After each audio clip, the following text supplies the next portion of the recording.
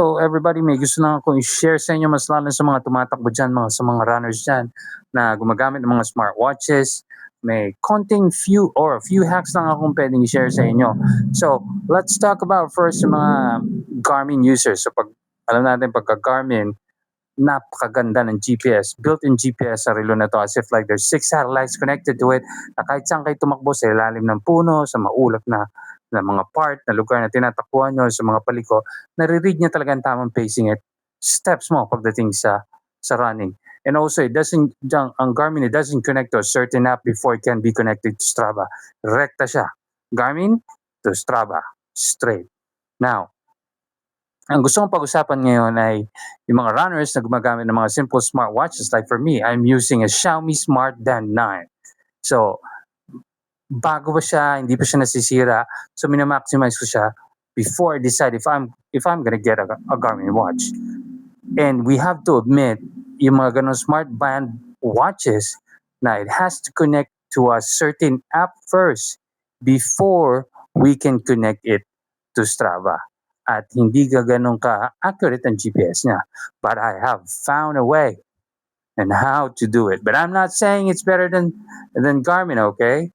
Or it can be as the same level when it comes to GPS accuracy with Garmin. But you might want to try. Kung may Garmin kayo, i-try nyo rin yung smartwatches nyo na connected sa app kung parehas lang ang reading.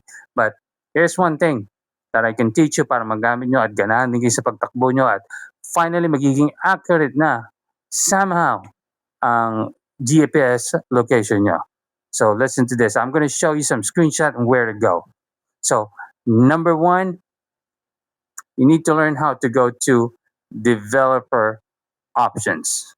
Alright, so pag natutunan nyo na kung paano pupunta sa developer option, go to additional settings, scroll down and click on developer options. And then you have to make sure on this screen, developer option is turned on. So nasa taas yan. Make sure it's turned on.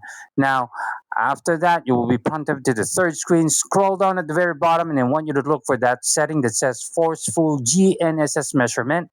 Dahil yan ang nag-enhance ng GPS accuracy ng cellphone nyo. So make sure it's always turned on.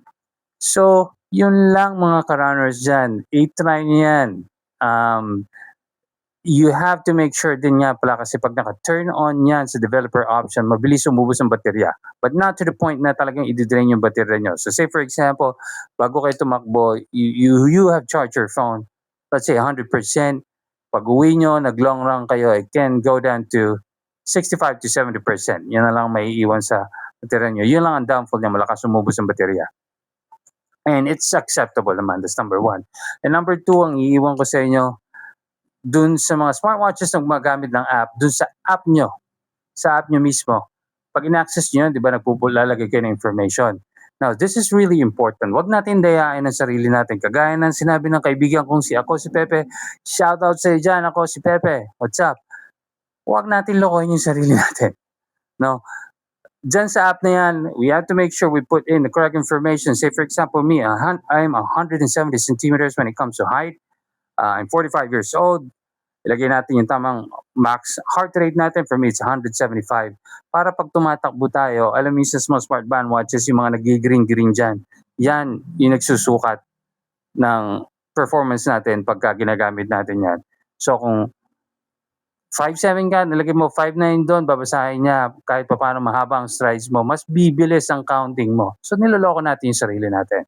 So we have to make sure we have to put in the most accurate information about us para, yun lang din ang tutulong sa atin to be on our, best health. So, yun lang mga kaibigan na gusto ko mga i-share sa inyo. Sana may natutunan kayo and just in case may mga kaibigan din kayo tumatakbo, share nyo to. And you guys have a great day and have a blessed day. Happy running to all of you. Okay, let's go.